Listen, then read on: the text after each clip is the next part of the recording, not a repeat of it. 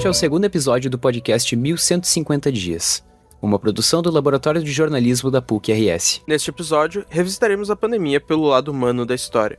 As pessoas que lutaram na linha de frente e as que sofreram um direto impacto pelo vírus da Covid-19. Vamos relembrar os desafios, os aprendizados e o impacto que esse período teve na vida das pessoas e da sociedade. Este episódio fala sobre luto, internação, sequelas de doença e experiências traumatizantes sobre a pandemia da Covid-19 que podem ser temas sensíveis. Se em algum momento você sentir desconforto, sinta-se à vontade para pausar ou procurar apoio.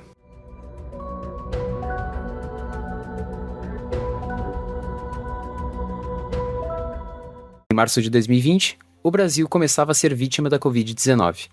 5 anos depois, o vírus deixou cicatrizes físicas, emocionais e sociais. O que mudou desde então? Como estão aqueles que estiveram na linha de frente?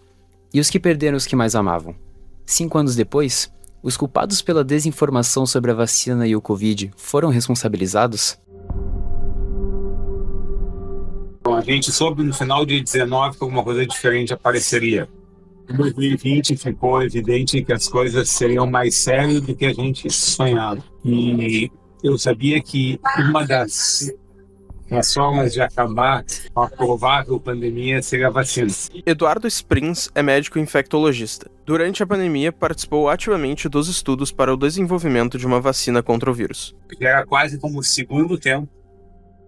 Eu fui atrás, tentei ver quais eram as vacinas possíveis, quais seriam pesquisadas no Brasil, e fui atrás das pessoas responsáveis para ver se haveria ou não possibilidade. No primeiro momento, então, eu me candidatei às pesquisas das vacinas da Pfizer, de Oxford, que é da AstraZeneca, e da Johnson Johnson. Então, a ideia era tentar ajudar o maior número de pessoas pelo maior tempo possível, sem que eu enlouquecesse muito. Eduardo logo entendeu que essa tarefa seria mais difícil do que o esperado. A defesa universal da vacina para salvar vidas, que parecia lógica, encontrou um adversário nas fake news e no movimento contra a vacinação, que tinha o apoio do então presidente do Brasil, Jair Messias Bolsonaro, e de sua base política. Isso vem as notícias falsas, né? Politizaram o tratamento de uma doença. Isso não pode ser. Né? Politizaram de uma forma injusta, pessoas achando que estavam sendo tratadas, não estavam. Então, eu acho que entendendo que a gente ia passar por um período muito crítico. Eu acho que foi isso me assustou. A gente tinha que mudar muito das nossas condutas e atitudes. Teve gente que tentava dizer que eu estava fazendo não estava certo, né? Como ainda continuam dizendo que as vacinas fazem mal. Então eu recebi críticas, mas eu acho que certamente bem que eu pude fazer foi muito maior, porque não só a gente fez pesquisa com as vacinas, mas também a gente fez pesquisa com os medicamentos. Então a gente tem vacina, vamos se preparar para vacinar em massa. São vidas salvas, só isso. Mais uma vida salva, mais uma vida salva.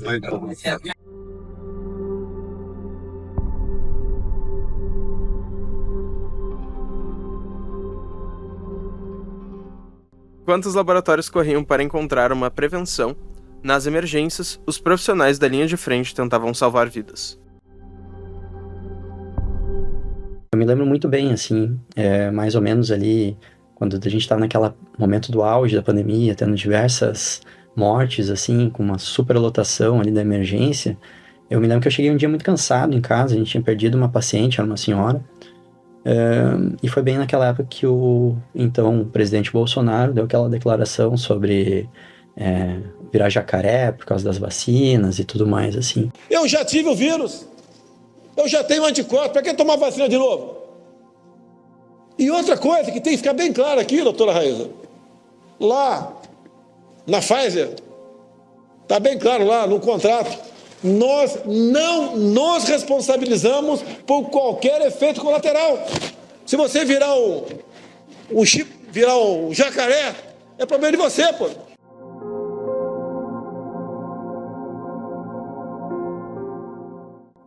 Em 2020, o atual vereador de Porto Alegre, Alexandre Bublitz, era o coordenador médico de uma das unidades de pronto atendimento mais sensíveis da cidade de Porto Alegre, a UPA Bom Jesus. E aquilo lá me deixou muito irritado, assim.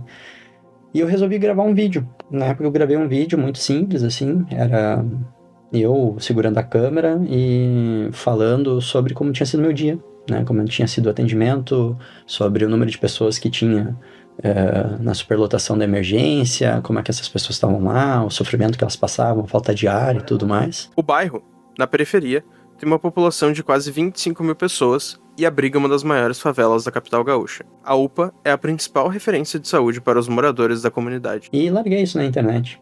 Na época eu tinha ali pouquíssimos amigos ainda, né? Fazia ali aquela coisa das redes sociais. E aquele vídeo, ele foi um vídeo que ele foi muito longe. Ele chegou a mais de 9 mil pessoas, que para mim naquela época era um monte, né? E ali eu percebi que, olha, a gente tem algo para fazer. No auge da pandemia, a emergência da UPA, comandada por Bublitz, teve lotação de 600% em relação à capacidade original. A situação só arrefeceu com a chegada da vacina. Porém, os danos pela demora do Ministério da Saúde na compra dos imunizantes foram o suficiente para causar danos desnecessários. Quando a vacina chegou, ela veio primeiro para os profissionais de saúde. A gente estava tendo ali, né, um altíssimo número de casos dentro de profissionais e com uma exposição muito grande sempre, né? E aí a gente conseguiu com que toda a equipe fosse vacinada. Eu fui o último a ser vacinado, queria ter certeza que todo mundo que estava trabalhando comigo tivesse acesso à vacina antes.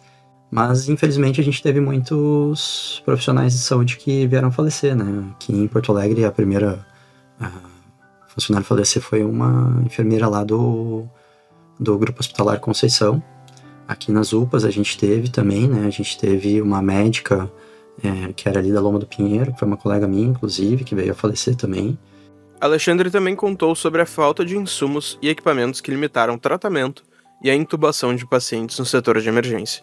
A gente, ali na Bom Jesus, a gente tinha, como eu estava falando para vocês, a gente tinha 3 ventiladores mecânicos, tá? E um pouquinho mais moderno, que tinha 15 anos de idade, e os outros 2 mais velhos ainda, que já estavam lá com seus quase 20 anos. E um deles parou de funcionar durante a pandemia, e o outro, quando a gente estava fazendo ventilação mecânica em pacientes, às vezes parava de funcionar sozinho, né? Porque ele estava sendo exposto e colocado para funcionar 24 horas por dia, todos os dias na semana. E a gente tinha muitas dificuldades com isso. Então, para vocês terem uma noção, a gente estava lá com 2 ventiladores mecânicos e a gente às vezes tinha 6 pessoas que precisavam. E tu tinha que tomar decisão sobre qual ia e qual não ia para ventilação. Se um paciente falecia, a gente substituía, colocava um outro paciente. Se a gente conseguia transferir esse paciente para um hospital, já logo a gente colocava um outro ali. E isso foi uma tônica por um bom tempo, assim. A gente estava com, imaginem vocês, assim, uma sala não muito grande, uma sala como se fosse a sala de casa de vocês que estão nos ouvindo. 30, 50 pessoas lá dentro, e pessoas de todas as idades, pessoas sofrendo, pessoas com uma dificuldade para respirar e olhando para ti com medo, né? E a gente ia lá, conversava com elas, de manhã elas estavam de um jeito, de tarde de outro, às vezes no dia seguinte elas já não estavam lá mais. Esse tipo de sensação, esse tipo de ambiente, o local onde a gente está, isso impacta muito, assim, para quem vê, para quem vivenciou.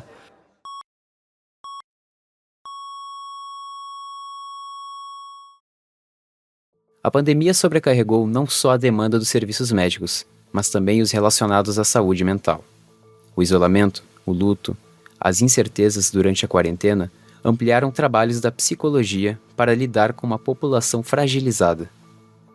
Esse período teve grande impacto na área e trouxe uma experiência sem precedentes para os profissionais. Era avental, 2 máscaras, touca, era muita coisa, assim, a gente usava um pijama também hospitalar. O paciente quase não conseguia nos contatar, assim, praticamente só sobrava os nossos olhos, assim, à vista.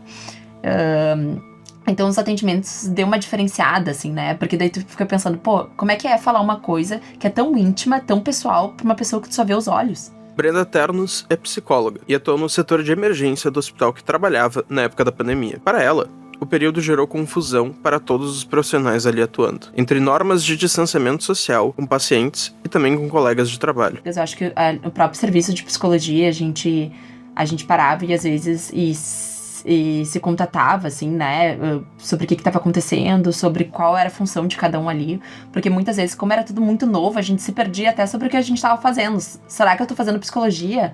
O que é isso, assim? Porque a gente tinha que aprender uma ação nova que a gente não tinha antes. A psicóloga trabalhou na coordenação de encontros remotos entre visitantes e pacientes internados e relatou a importância que teve para muitos pacientes. A gente fez as videochamadas, então os pacientes tinham a oportunidade de fazer uma videochamada antes de serem intubados com os familiares, então eles tinham que escolher uma pessoa, né, e eles tinham direito a uma videochamada, e em geral essa videochamada era o último contato que eles tinham com os familiares, porque não tinha contato com os familiares no hospital, não tinha as visitas, né, e posteriormente, quando o paciente, se ele evoluía para óbito, ele não tinha velório, não tinha direito a esses rituais, né? Então, e muito menos os familiares reconhecimento de corpo, porque era um alto risco de contágio. Apesar da relevância para o momento, Brenda sentiu um peso emocional imenso durante a troca com os internados e seus familiares. Então, acho que essa parte é muito dura, assim.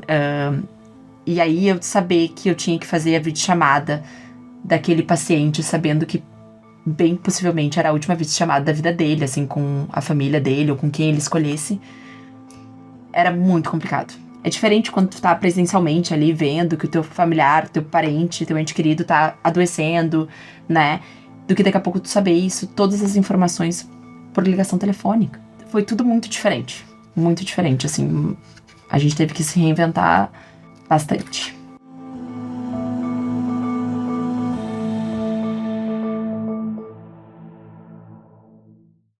Já Daniele Pioli, também psicóloga, trabalhou na emergência de um hospital na cidade de Canoas.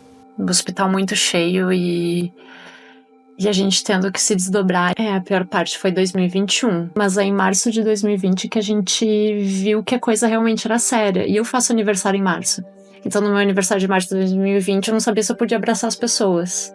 No aniversário de março de 2021, eu trabalhei na madrugada só acolhendo famílias de pessoas que estavam morrendo no hospital. Então, começou numa coisa muito louca, assim, de... como se a gente entrasse numa realidade paralela, sabe? Mas quando chegou no pico, é como se a gente vivesse uma outra realidade. E hoje, pensando, parece que... acho que também é parte do processo que a gente ainda tá lidando com as consequências, mas pra mim é quase como se estivesse virando um pesadelo ruim, sabe? Exaustão, cansaço, ansiedade e o piloto automático foram sentimentos predominantes no mental dos profissionais da saúde. Eu lembro de uma colega médica que falou assim: hoje eu já comuniquei 8 óbitos, eu não aguento mais, sabe?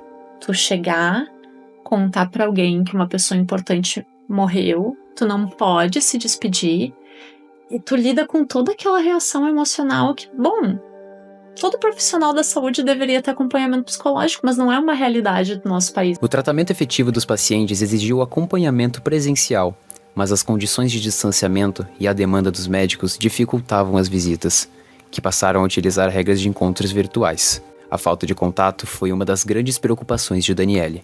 Eu lembro de uma situação assim de um paciente que ele estava internado. Então eu lembro dessa situação assim que a sobrinha estava morrendo, tinha mais alguém muito importante, uma irmã muito, né, um vínculo muito forte já tinha morrido, e a família no Facebook mandando notícia, e o paciente no hospital, o único contato com o mundo exterior era o celular.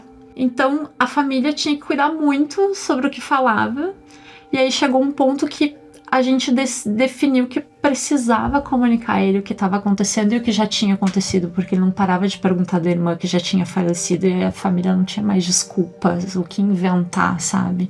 Mas imagina tu, sei lá, num plantão de 12 horas por dia tu é portador de más notícias. É insano, sabe? Então, muito a gente trabalhou no sentido de tentar organizar as coisas e facilitar a comunicação, porque quando a gente não tá bem, a gente não se comunica bem, e quando a gente não se comunica, erros acontecem.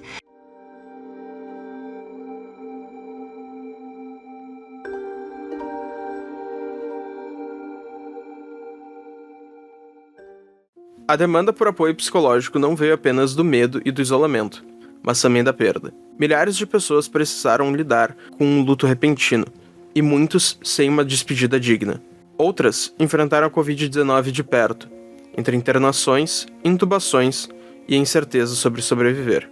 As memórias desse período ainda pesam, e as cicatrizes deixadas pela doença seguem moldando a vida de quem sentiu, de fato, a pandemia. Tu vê muita coisa, eu via muita coisa ali na sala da UTI, e aí então tu não sabe se o que tu tá vendo é verdade, se tu tá vendo é real, não é real, tudo parece real, mas tu não sabe o que é verdade, o que não é. No meio desse turbilhão, algumas pessoas encontraram forças para transformar a dor em ação. Gustavo Fernandes é uma dessas pessoas. E casualmente, no dia seguinte, eu vi essa matéria, uma amiga me ligou que a mãe dela tinha falecido de Covid, me falando sobre isso. E aí eu falei para ela, vamos tomar uma iniciativa, organizar, eu acho que tem muita gente querendo de alguma forma participar. E aí foi então que nós decidimos criar a Vico. E aí nós pegamos e colocamos um anúncio nas redes sociais, eu acho que foi no Instagram e no WhatsApp e no Facebook. A Vico é a Associação de Vítimas e Familiares de Vítimas da Covid-19, que fornecem apoio e solidariedade para aqueles que perderam pessoas próximas para o vírus. Pessoas de todo o Brasil buscaram apoio, demonstrando que a necessidade de acolhimento era urgente. Choveu gente, assim, era um monte de gente em todo o Brasil. Não foi só no Rio Grande do Sul, foi em todo o Brasil. Quando começou a sair as primeiras reportagens na TV, acho que aquilo estava meio travado, as pessoas estavam querendo fazer alguma coisa e elas não achavam um caminho para fazer as coisas. A Vico nasceu como um espaço de acolhimento. O luto se tornou uma pauta central.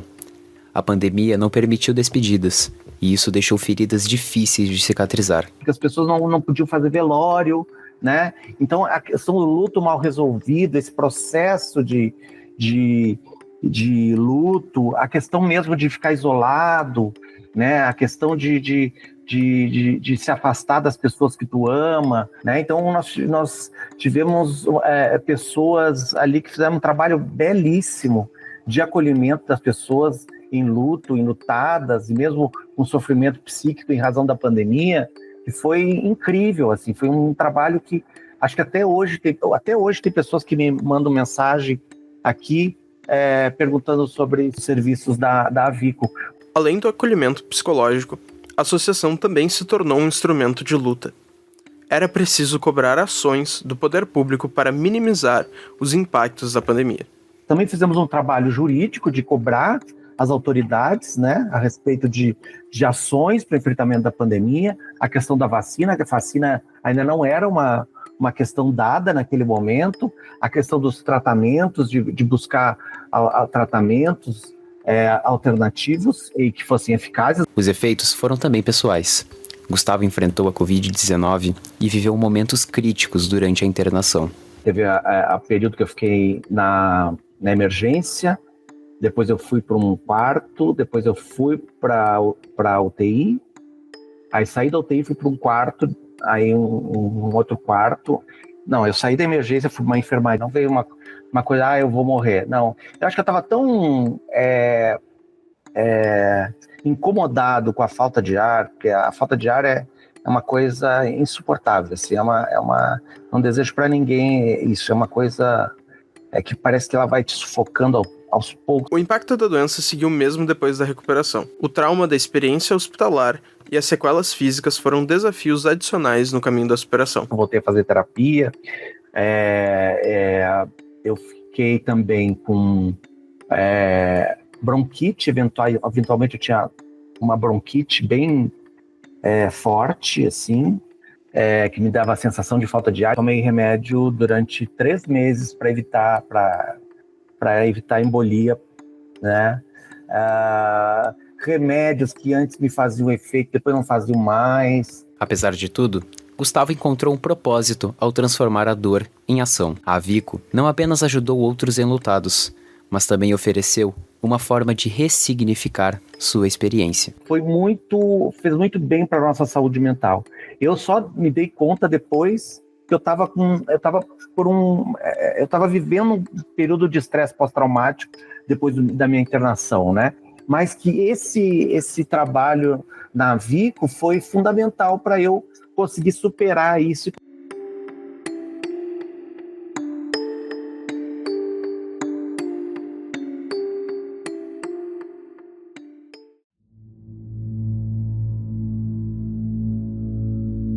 Para a Érica, a pandemia trouxe uma perda irreparável. O pai dela contraiu o vírus em um ambiente onde as medidas de proteção foram ignoradas. Então ele foi para casa da minha ex-madrasta. E lá eles não tinham parado de trabalhar, eles estavam burlando assim muito forte as questões da pandemia, estavam indo pra festa, fazendo merda. E aí o filho da minha ex-madrasta pegou Covid e passou pro meu pai. No começo, ela não imaginava que o pior poderia acontecer. Afinal, muitos passavam pela doença sem grandes complicações. Cara, de começo eu tava tranquila, porque eu tava vendo muita gente pegando e não acontecendo nada. Minha avó, por exemplo, pegou, teve uma febre ali, um resfriado, e passou depois de dias. Mas quando ele começou a ir pro hospital, e aí eu lembro perfeitamente a última vez que eu falei com ele, foi tipo assim, uma tarde ali de junho.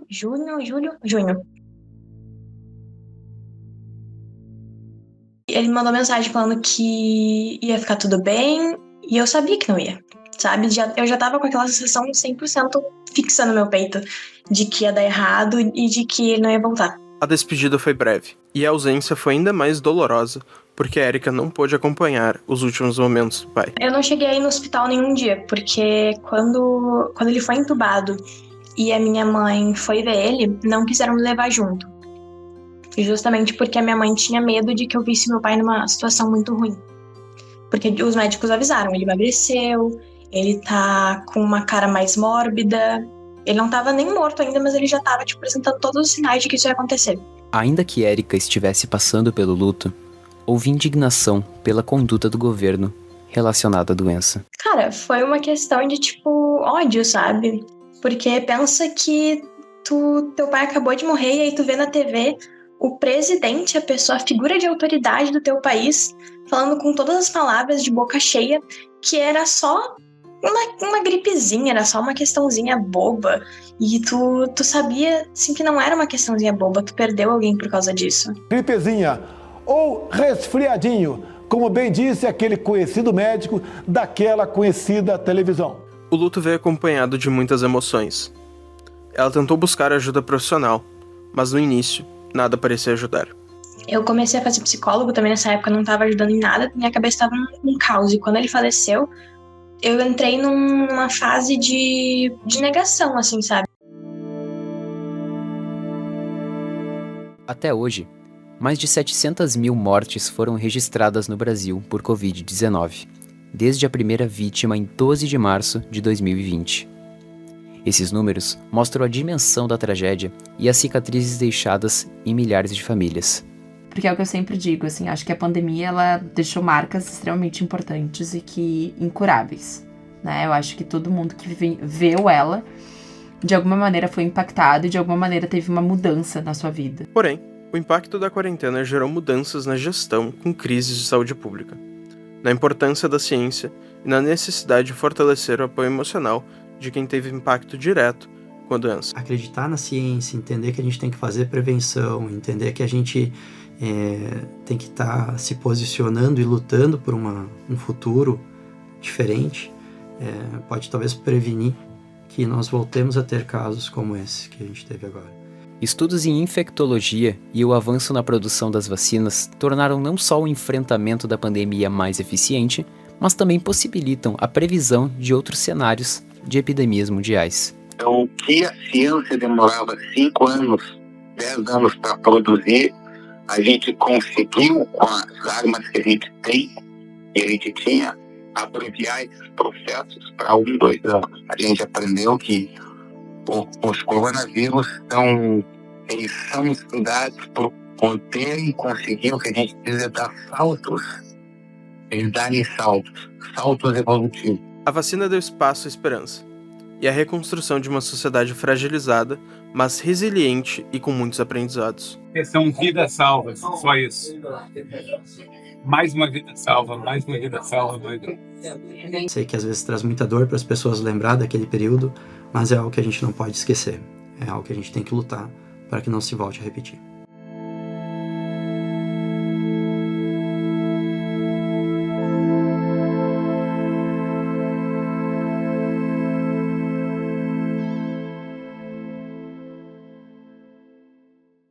Este podcast é uma produção do Laboratório de Jornalismo Integrado da Escola de Comunicação, Artes e Design, AFAMECOS.